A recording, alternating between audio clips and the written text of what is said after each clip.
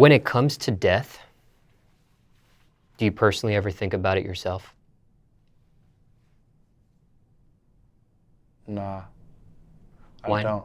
Why not? Because some people do. And the fact that you've lost. Because I just feel like when it's my time, it's my time. You know, I feel like see me, I'm strong on what you think or what you say, it happens. You get what I'm saying? Like you speak it into existence, it really happened. So I don't want to be thinking and saying death on me and stuff like that and rapping and stuff like that. And then I actually, because it happened before. I done seen it happen before. So it's like, I don't even want to put that on myself. We living, we get money, we good. So it's like, we living. Are you afraid of it? No, I'm not afraid to die. Like, do I want to? Nah, don't get me wrong. Like, I got a daughter. She ain't even 1 yet. I ain't even 21 yet. Get what I'm saying? I still got some living to do. I done been through a lot. Get what I'm saying? I done been shot before. Yeah, but dying, nah. I probably die from old age or something. Why aren't you afraid of it when others are? Like I said, I done been shot before. I ain't run, I ain't cry, I ain't do none of that. Like, yeah. Where'd you get shot? I got shot in my right here, in the back, in my right shoulder. And is the bullet still in, or? Yeah, it's still in me. You know what size bullet? A 10 millimeter. Yeah. What age did that happen? I was what, 16, 17. Yeah, I was 17. Now, one of my questions that I was going to ask you, and I have a bunch of questions in regard to this subject matter, but I was going to ask if you've had a near-death experience. Does this episode of you being shot fit that answer, or do you even have an even worse experience closer to death than that? I think when I got shot, yeah, that was probably the closest. I done been in car accidents. Like, I done been through some shit. You know what I'm saying? But I think when I got shot, that was really like the eye-opener, because I used to walk around like I was invincible. You get what I'm saying? Like, man, ain't nobody shoot me. It's me. And I was young. You get what I'm saying? I was always with the older cats, all my older bros and shit like that. You know what I'm saying? So, nigga just walk around with his nuts hanging like, man, ain't nobody gonna shoot me. Nobody gonna touch me. Like, then it happened. I had to wake up. This shit ain't no dream. Can you explain how you got shot? What led up to it?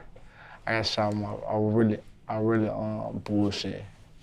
I really bullshit. On some other shit. I can't really go deep into that, but I really bullshit on some other shit. And nigga really did on some accidental shit on me, but you know, niggas ain't man. Like friendly fire? Nah, hell nah. I don't even play no games. But it was more like nigga that shot me was on some, I don't even know dude. He don't even know me. He just, in a way. Get what I'm saying? It was just in a way. For somebody watching this interview clip, yeah, that's never been shot before, what does that actually feel like? I'm gonna keep it hot. At first, I ain't even feel it. Like, when I got shot, it was more like a, damn, nigga done shot me? You know what I'm saying? That's exactly what I said. Like, damn, nigga done shot me. This bitch ass nigga. You know what I'm saying? That's exactly what I said on my mouth. Like, this bitch ass nigga. And then, after that, I lose everything. I fall. And then I get up. When I get up, like, it was more of my bones being broke, like my shoulder being broke, than the bullet hole. You know what I'm saying? I was losing a lot of blood though. I was losing a lot of blood, so I was going in and going out of it. By the time I got to the hospital, I had fainted. They had to pick me up and put me on a stretcher and take me to the back. Yeah. Did someone drive you to the hospital? Yeah. A stranger. To this day, I hope she get to see this. I appreciate you. I thank you for that. You saved my life. How were you able to get that ride to the hospital? She seen me laid out in the grass. Yeah. A good Samaritan. A good Samaritan. And what happens? She just picks you up and puts you in the car, or helps you into the car? She said, do I need her to call an ambulance? I said, I don't think I got time for an ambulance. I'll pay you if you take me to the hospital. She said, I don't want no money. Just come on. She took me. Lady don't even know me. She never knew me from the campaign. Bled in her car and everything? Bled in her car and everything. She running red lights, dropping on the sidewalk. I appreciate that. Very nice. Very nice. If she was not there, we're speaking hypothetically, if she was not there to pick you up, what do you think would have happened? Do you think an ambulance would have been called at some point? Do you think you would have been able to still make it? Yeah. Like I said, when I got shot, I didn't even think too much like, man, I'm gonna die. Like, but then I started losing a lot of blood, so I'm looking like, damn. Like, boy, get me to the hospital, hurry up. I need to go before I check out. I'm too young to check out. Like I said, I wasn't 18 yet, you get what I'm saying? Like, I just had started rapping. Like, I had just came home from training school. You get what I'm saying? Like, I was home. I had came home from training school, like, that September, after my birthday. After I come home from training school, I came home later on in September, the end of September. I came home in that September. I got shot in like that November. Get what I'm saying? So I was still fresh out moving around. But yeah, I had lost like 50 pounds. I had to take like perks and stuff. That's really how I started popping perks. Yeah. You got addicted to Percocet because of that? Yeah. Yeah. Definitely. I've heard of that happening. People getting addicted to a medication that was used for help. That was used for the recovery process. And it was more like on some shit like, I supposed to take them. They tell me to take them at this time, but what the fuck I supposed to do if I'm hurting? You know what I'm saying? So it's like, you know, it was a while when perks, they didn't want to give people perks because they was abusing them. You know what I'm saying? Like, that was around that time, so they'd give me like 15 fives and tell me like I gotta use them in 7 days or some shit like that. Like, it's 15 fives, that's 5 2-pieces. That's not even, what's that? That's a little more than 5, a 7, 7 2-pieces. That ain't nothing. That's a 70-piece, 75-piece. I'll pop that in, that's a 4-piece. That's a 4-piece for real. Like, I can't do nothing with that. So it was like, yeah, I'll pop me too. And I'm supposed to have that too the whole day, but I'll pop me two and I'm supposed to pop me one. Every time I'm supposed to pop me one, I'm popping me two. Cause I was in pain, you get what I'm saying? On the side, calling people, hey, bro, you ain't got no perks. Let me buy some. The hospital tripping on me. You know what I'm saying? You know, shit like that.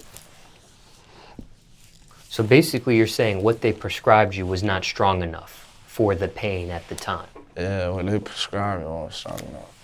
You didn't call and ask and get them to try to increase the prescription so you can take enough so you wouldn't feel the pain? They said they couldn't because they already did that already.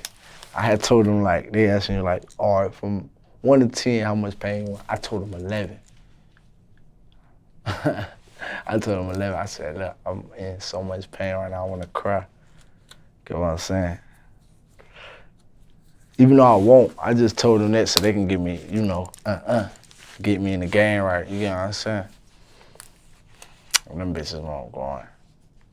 But after you do recover and you're not in pain anymore, you would continue to take Percocet. Yeah. So at that point, it becomes an addiction. Yeah. Because now you're using them recreationally, you're not using them for what they were intended for, which was pain. But if you really think about it, I never recovered. Cause like I still have pain to this day. You know what I'm saying? The bullet I still feel the bullet move around from time to time. So it's like, and then right now, like it's cold. That's the worst time to be outside. When it's cold outside, and you got bullet holes. Explain what happens when it's cold to somebody watching this that hasn't experienced that. Like, all right, so say you got shot, and you out in the cold, that cold air. It's like your teeth. They say you got fresh hole in your mouth. You done got your tooth taken out, and you don't want to be in that cold air. You don't want that cold air to get in that tooth. Just like that bullet hole. That's how that bullet hole is. You don't want no air getting in that bullet hole. No cold air, it's gonna hurt you. It's gonna definitely, you're gonna feel that. You're gonna feel that for sure. What do you do to protect yourself from that feeling so you're not? You know, make sure like you stitched up, you know. What you mean, like, when you say that? You mean protect themselves so they won't Like get shot? when it's cold weather, Yeah. and you obviously have this bullet still in you. Yeah. When it's cold weather, how do you protect yourself from being hurt or in pain from that cold air, that cold temperature? Percocets. I keep me on a little jacket or something. I'll pop me 2 pinks. I'll be good. No cap. So I guess at this point, when it comes to Percocet, and be straight up with me, are you using the Percocet because you are in some sort of pain, or are you using it just for recreational use? No pain. You just... It just depends what type of pain you want to think. Cause everybody, like, I got real pain going on. Like, I got a lot going on, you get what I'm saying? So it's like, it ain't gotta be physical pain, mentally, emotionally, you get what I'm saying? Like, I be having a lot going on, you get what I'm saying? So I just feel like I'll pop me a perk or two and get me by. That's all. And that's a self medication, I guess. Yeah. You're self-medicating with Percocet. No professional told you to continue the Percocet or take the Percocet for other pain aside from the bullet wound. The mental pain, you're self-medicating with this at this point. Yeah, I'm self-medicating. When it comes to the mental pain, you haven't seen a professional about it? And when I say professional, I mean like a mental health professional, a counselor, a therapist. When I was young, I just ain't feel like it was worth, like it wasn't worth like the time that I was putting into it. You know what I'm saying? Cause like they were telling me what I already knew. You know what I'm saying? Like, yeah. What age were you when you saw a mental health professional? I probably was like 14, 15. By then, it was already too late. You couldn't tell me nothing. I was already thugging. Did they offer any medication at the time? Nah. Ain't offer no medication. Sleeping medication. I was getting them bitches to give me some Seroquels. And do you know what type of professional you saw? Was it a counselor? Was it a therapist? Was it a psychiatrist? Was it? I think it was a therapist, if I'm mistaken. And how many different therapists did you see? Just this one person? Yeah, just one person. I wasn't no crazy young. How many sessions did you have with this person? If I'm mistaken, like 3 or 4 before I stopped coming. I stopped coming, they sent me off. And at the time you see this professional, was that something you saw on your own? This is something you volunteered and wanted? Oh, no. Was it? Nah. I wouldn't have volunteered to go do no shit like that. I was on juvenile probation, and they made me do it.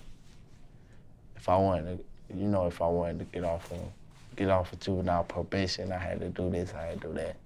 I ain't do it still.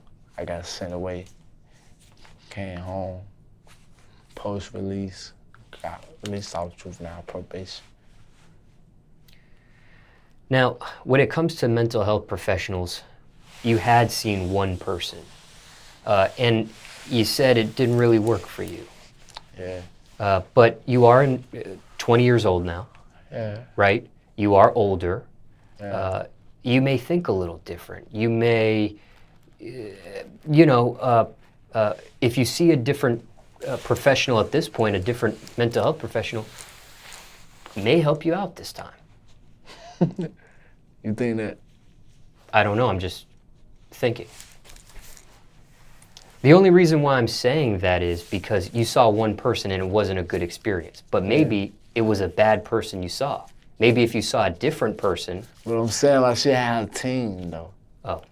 You know what I'm saying? So, like, it wasn't just one person. It was, like, 4 people in the team. I ain't like none of them. You might have this person, they come to see me on Monday. You got this person, they come to see me on that Wednesday or something. You got this person, they might come see me the day later. After that, after like 3, 4 times, man, I stopped going. I was ducking them. That's like, then I violated probation. They sent me off to training school. I'm not a professional, right? But I want to make sure you're okay. I want to make sure that, even though you're self-medicating with Percocet, I want to make sure that whatever amount you're taking is okay, even if that's the right medicine to be taking for what you're going through. I don't know. So reason why I was just saying, what you experienced in the past might not be what you experience next time. Yeah. So just want you to be healthy. I appreciate that. And when it comes to, hold on, I have questions here in different spots.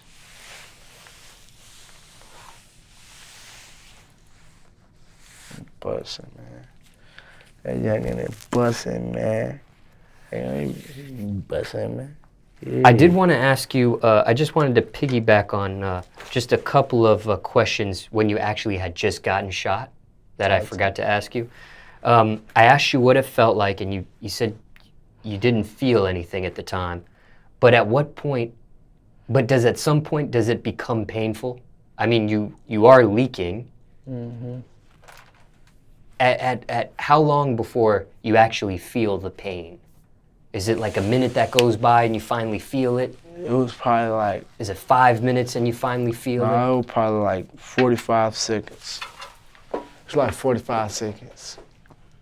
Like, at first it was like, it shot me. You know what I'm saying? So I'm just thugging it off. But then I just collapsed.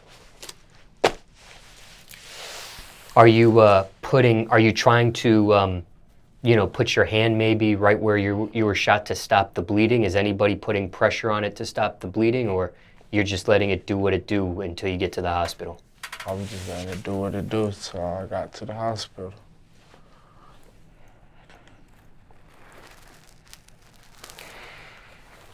You ever think about stories where you hear one person getting shot and they get paralyzed or they die, and some people getting shot multiple times and then they walk like nothing happened.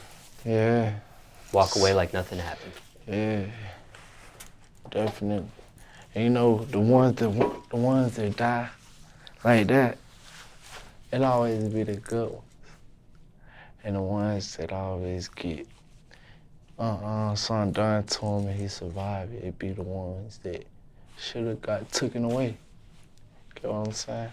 It's just very interesting to me, like, how it really be going on out here. And don't mind my Michael Jackson glove. I just keep it for safety.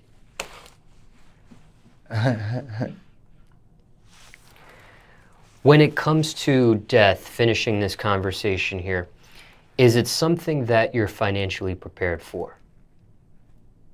Some people have a will, some people have life insurance, some people have money set aside. Financially prepared for. Some people have certain people I have insurance. I do have insurance. But if you ask me, like, my meaning of financially is like stable and making sure everything's straight, no. I want to have a couple billion. I want some B's in my account, you get what I'm saying? I want to be a black billionaire, like Jay-Z, you know what I'm saying? For real, for real. But you do have life insurance specifically? Yeah. Cause you never know when it's your time. Like I said, I got a daughter. Like, I want to make sure she good. I got a mom. My mom just came home from prison last year.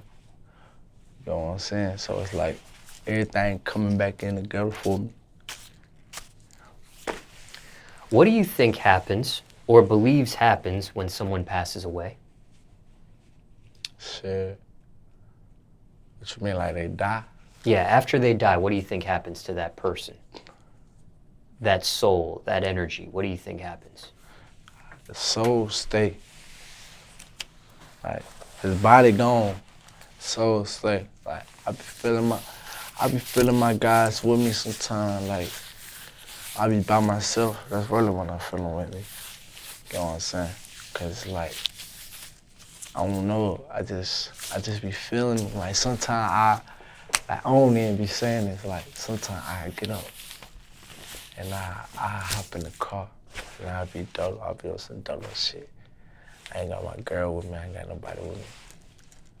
I just look up at the sky and talk to him. You know what I'm saying? Ain't nothing wrong with me or nothing. Like, ain't got no problems or nothing like that. I just know, like, they still here. I miss my niggas. I do. I got a couple that ain't here with me right now. Do you follow a religion? Yeah, I believe in God. Christian. Is it a certain denomination under Christianity, or is it just Christian? What you mean? From what I understand, under the Christianity religion, there's it splits into different sections. So there's Protestants, there's Roman Catholics, there's Eastern Orthodox, there's Oriental Orthodox, and then there's the Church of the East.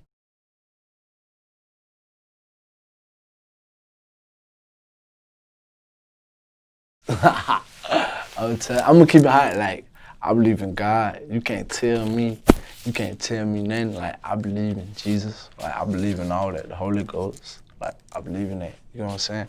I pray. I'm very strong on the prayer.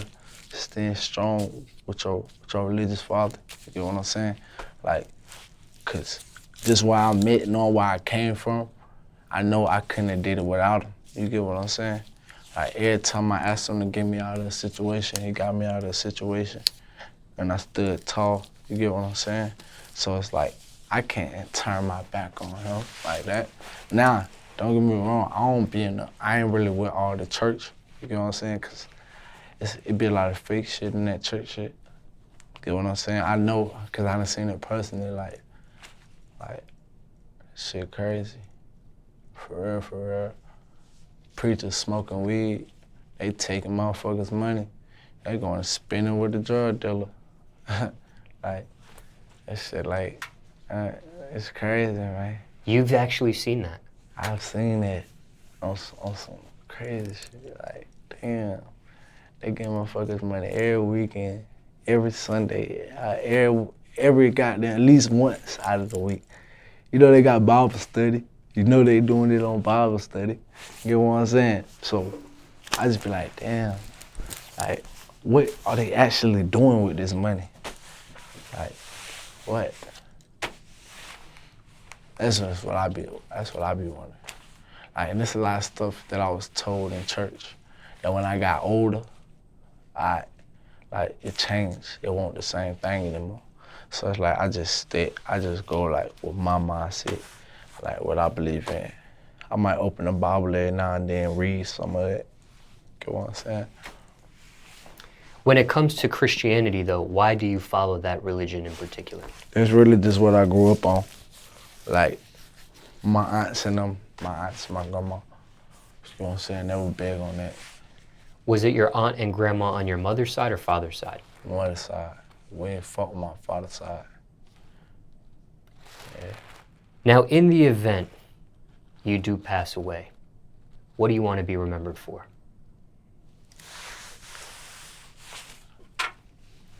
Certified head smacker. A legend in my city. Like, I just want people to remember me. I kept it 100. Like, I ain't go out like no sucker. You know what I'm saying? Never. You said certified head smacker. Yeah.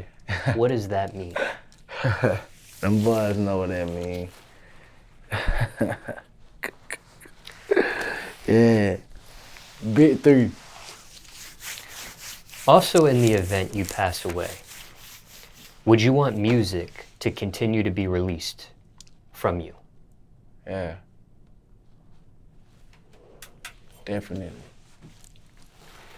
Is that something that's ever been talked about in your camp? Nah, because we don't think like that. We don't even have them type thoughts. Like, we don't even, you know, it's good to be on the safe side, but we don't even have them type thoughts because they ain't happening. You know what I'm saying? I stay away from somebody if they even speak like that around me. The only reason why I ask is because you are protecting yourself financially with life insurance in case something happens to you. Yeah. So I didn't know if you had a plan for your music with, you know, people in your camp if something were to happen to you too. See, like the life insurance, that was like, I had that, like, you know, I always had life insurance. And it was just more some shit like, cause it was like, you know, anything can happen where I'm from. I seen a lot of people go and it wasn't even their fault. They wouldn't have nothing to do with nothing. So it's just like I always, like my people always made sure I had it. You know what I'm saying? But then when I got old enough, I had to just keep it going. Yeah. Just curious, you know, what I always wonder is, and there have been notable rappers that have passed away, and their music continues to get released from unreleased vocals, unreleased hooks, yeah. Songs that get remixed, right? Yeah. They throw on currently popular or living rappers on their music that wasn't recorded at the time when they were alive. Yeah. I always wondered if the rapper that passed away would be okay with that or not. If they ever spoke to their team and said, you know what, if I pass away, go ahead and remix my music. Go ahead and put, this is a hard drive of unreleased songs you can use to keep the music going. You know, use the money for the estate. Use the money for my family. Do whatever you need to do with the vocals to make money so the family is okay. So the family is okay, yeah. But I don't know if that's ever been talked about before. I don't know if, you know, or maybe there are artists out there, hear me out, that may, you know, whatever I put out while I was alive, that's all I want while I was alive. Creatively, that's all I want the fans to hear. I don't want them to hear the unreleased stuff, the stuff that didn't make it, the stuff that got cut. So just curious, you know, because you are a rapper, you're a recording artist, if that's something that has ever been thought about? I know, like, if I was ever to go, like, early, I want my music to keep dropping just to make sure my family's good. For sure, for sure.